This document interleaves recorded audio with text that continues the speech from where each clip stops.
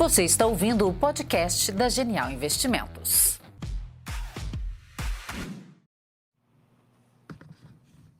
Fala pessoal, bom dia. Começamos aqui mais um Morning Call. Nesta quinta-feira, dia 20 de julho, eu sou Felipe Vilegas, estrategista de ações da Genial Investimentos. Bom, pessoal, nesta quinta-feira o destaque fica por conta do movimento de instabilidade que a gente acompanha hoje, principalmente para a Nasdaq, ela que é uma bolsa considerada um termômetro para o setor de tecnologia, apresentando uma queda próxima de 1%, e esse movimento acaba sendo atribuído a uma série de desenvolvimentos que acabaram decepcionando entre algumas das principais empresas de tecnologia ontem, depois da divulgação dos seus resultados.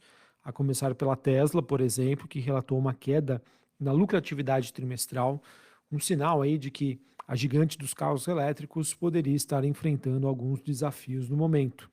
Além disso, a Netflix, que é uma das principais plataformas de streaming do mundo, divulgou previsões de vendas que ficaram aquém das expectativas dos investidores. Por conta disso, como eu já disse para vocês, Nasdaq Futuro caindo 0,70, Dow Jones na contramão subindo 0,17 e o S&P 500 caindo 0,09. O S&P que acaba sendo uma mescla aí entre empresas de tecnologia, mas também de empresas ligadas à velha economia. Por outro lado, pessoal, na Europa, apesar desse cenário mais desafiador para o setor de tecnologia nesta quinta-feira, nós temos aí os índices europeus, a maioria deles no positivo. Bolsa de Londres subindo 0,66, Bolsa francesa alta de 0,36, Bolsa alemã alta de 0,27. Esse movimento aí pode ser justificado pelo desempenho do setor de mineração e imobiliário, apesar aí das perdas do setor de tecnologia. E para hoje, pessoal, nos Estados Unidos, os investidores estão aguardando aí a divulgação de uma série de indicadores econômicos, entre eles pedidos de seguro-desemprego e o índice do Federal Reserve Fed de Filadélfia, que vão fornecer aí um vislumbre sobre a saúde econômica norte-americana. Além disso, serão divulgados dados sobre vendas de imóveis residenciais, ela que é uma métrica-chave para avaliação do estado do mercado imobiliário dos Estados Unidos. Tá? Esses são os principais destaques do dia, olhando para a agenda. Enquanto isso, nós tivemos nas bolsas asiáticas, Bolsa de Xangai na China, queda de quase 1%, Hong Kong, queda de 0,15%, e a bolsa japonesa, Nikkei, queda de 1,31%. Falando de China, pessoal, a gente tem que falar aí sobre as commodities, em que o minério de ferro, níquel e outros metais industriais acabam desempenhando aí tendo um desempenho mais positivo. A China, que é um grande consumidor desses metais, anunciou planos para intensificar medidas para estimular setores da economia, como o setor de siderurgia e também de automóveis. Esse anúncio está dando, então, impulso aos preços dessas commodities. Nós temos, no momento, o cobre subindo 1,58, o níquel subindo 2,67 e o minério de ferro na China tendo uma alta aí de mais de 1%. Além das commodities metálicas, a gente observa que as commodities agrícolas também estão em alta. Destaque para o trigo, que após o maior ganho diário em uma década, isso aconteceu ontem, ele segue aí numa movimentação positiva e essa movimentação de alta acaba sendo justificada após a Rússia emitir um aviso de que um navio com destino à Ucrânia seria considerado aí como portador de armas. Isso acabou levando a uma série de preocupações sobre possíveis interrupções no fornecimento, o que acaba fazendo com que os preços do trigo e outras commodities agrícolas acabem disparando, tá? Outras commodities agrícolas eu posso citar aqui, por exemplo, como a soja e o milho. Enquanto isso, pessoal, temos aí o petróleo, no caso, o contrato negociado em Nova York, o WTI, alta de 0,28, ele que permanece ali na faixa dos $75 o barril, e o Brent, que é o contrato negociado na Bolsa de Londres, se aproximando aí dos $80 no barril. Esse movimento de leve alta que acaba sendo justificado pela queda dos estoques de petróleo nos Estados Unidos, que acabam corroborando aí na sustentação desses preços, apesar, claro, das preocupações com a demanda de petróleo global. Beleza, pessoal? Então, a princípio, olhando para o noticiário internacional, Nós temos um dia um pouco mais negativo para algumas classes de ações, principalmente as empresas de tecnologia, que acabam sendo influenciadas pelos resultados de ontem da Netflix e da Tesla, tá? O que acaba passando uma perspectiva um pouco mais desafiadora. Obviamente que essa perspectiva desafiadora, com o nível de precificação que nós temos aí para a Nasdaq, negociando a 30 vezes lucro, mais do que justifica esse movimento de baixa. Enquanto isso, pessoal, as commodities estão subindo, né? Então, na minha opinião, isso pode ser um fator positivo e de contribuição para uma alta aí da Bolsa Brasileira que tem uma grande representatividade de empresas exportadoras ligadas às commodities. Outros indicadores importantes aqui, pessoal, ativos, né? Índice dólar DXY tem queda de 0,12, ele que está sendo negociado em torno ali da faixa dos 100 pontos. Taxa de juros de 10 anos nos Estados Unidos a 3,80, subindo 1,5%. E o Bitcoin subindo 1,13%, ele que se estabilizou ali na faixa dos $30.000 a unidade. Falando sobre Brasil, pessoal, nós temos aí o governo brasileiro bastante determinado em apresentar um orçamento com déficit fiscal zerado para o ano de 2024. Lembrando, pessoal, agosto é o mês quando será discutida o orçamento do próximo ano. Então eu vejo que vai ser um mês super importante e que, a depender de como as coisas evoluírem, podem ou não trazer volatilidade para o Ibovespa, tá?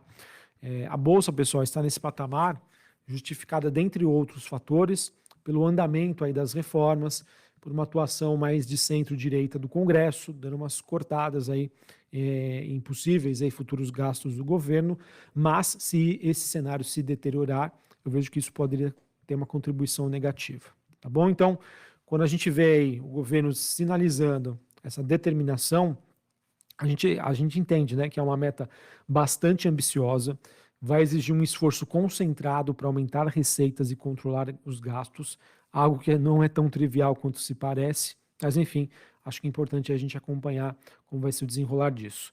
Inclusive, eu acredito, pessoal, que parte dessa lateralização que a gente vem acompanhando da Bolsa Brasileira é com o mercado em compasso de espera para esses eventos de agosto, que vão se dar aí pela decisão do Copom, logo no início do mês, que pode abrir espaço, abrir as portas para o início da queda da Selic e também a discussão envolvendo o orçamento fiscal. E para cumprir essa promessa, pessoal, o governo está considerando aí uma série de medidas destinadas a impulsionar as receitas. E, obviamente, que isso vai vir de aumento de impostos. De acordo com o relatório da imprensa, essas medidas, então, incluem tributação de fundos offshore e fundos fechados exclusivos, bem como a regulamentação de apostas online. Sobre fundos offshore, pessoal, para quem não conhece, são fundos de investimentos baseados fora do Brasil, muitas vezes em países, né, que são considerados paraísos fiscais.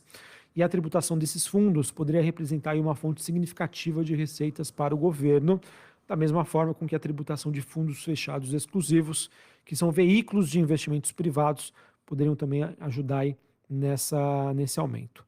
A regulamentação das apostas online, pessoal, também acaba sendo um potencial aí de gerar uma quantidade substancial de receitas, já que milhões de brasileiros têm participado aí desse mundo de apostas online, envolvendo aí jogos esportivos.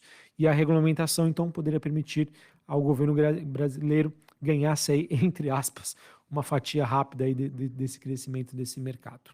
Ainda, pessoal, há incerteza quanto ao momento em que a tributação sobre os juros sobre capital próprio entraria em vigor, se é na primeira ou na segunda fase da implementação dessas medidas.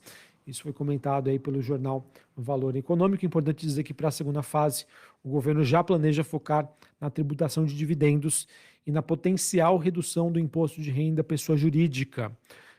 Sobre a tributação de dividendos, que são os pagamentos feitos pelas empresas aos acionistas, poderia ajudar a aumentar significativamente as receitas.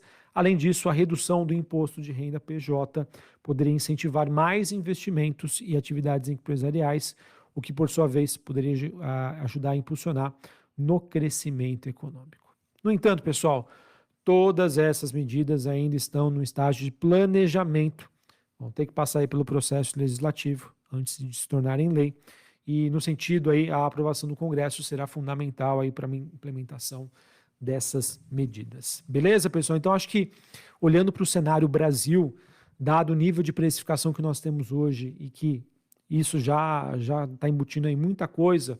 Os principais eventos aí deste segundo semestre vão se concentrar nos eventos de política monetária, sobre a redução ou não da taxa de juros. A maioria espera aí uma queda de 0,25 já para a próxima reunião. Alguns acreditam que poderia ser 0,5%. E a discussão envolvendo a reforma tributária e essa dura tarefa, né? Dura eu digo, né? Porque o governo, diante do viés que ele tem, ele gosta de gastar. E não tem nenhum problema em querer gastar mais, desde que você apresente uma contrapartida.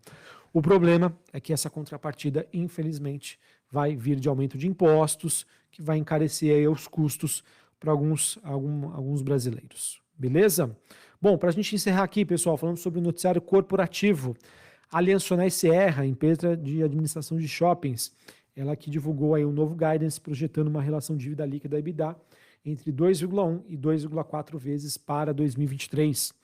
Importante dizer que no final do primeiro trimestre, a alavancagem da empresa estava em 2,4 vezes. Marisa, pessoal, complementando aí o comunicado que foi feito recentemente do fechamento de 88 lojas, a empresa que divulgou que projeta um aumento do seu EBITDA, potencial de geração de caixa, de 40 milhões durante 2023 e um adicional de 60 milhões ao longo de 2024, como parte aí do seu plano de reestruturação. Esse plano, pessoal, que já dura já há bastante tempo e, é claro, uma empresa super descontada, bastante alavancada. Qualquer sinalização aí de melhores resultados pode sim chamar bastante atenção dos investidores. Também tivemos a IVE e a Embraer, elas que revelaram a primeira fábrica da Evolt, a eVTOL, aqui no Brasil, localizada em Taubaté, São Paulo. A expansão vai ocorrer dentro da unidade existente da Embraer na cidade, sujeita à aprovação final das autoridades. E, por fim, a Petrobras comunicou que o seu conselho estaria avaliando a política de remuneração até o final de julho deste mês. O aprimoramento aí da política de remuneração aos acionistas está em progresso, segundo a empresa, o que deve, então, trazer bastante volatilidade para o papel. Ok? Bom, pessoal, então é isso que eu tinha para trazer para vocês. Exterior com viés positivo para alguns setores, principalmente aquelas empresas ligadas a commodities, que é ponto positivo aqui para o mercado brasileiro. Enquanto isso, por aqui, mercado em compasso de espera da decisão do Copom e também da discussão envolvendo orçamento e andamento da reforma tributária aqui no Brasil. Um abraço, uma ótima quinta-feira para vocês. Até mais. Valeu. Você está ouvindo o podcast da Genial Investimentos.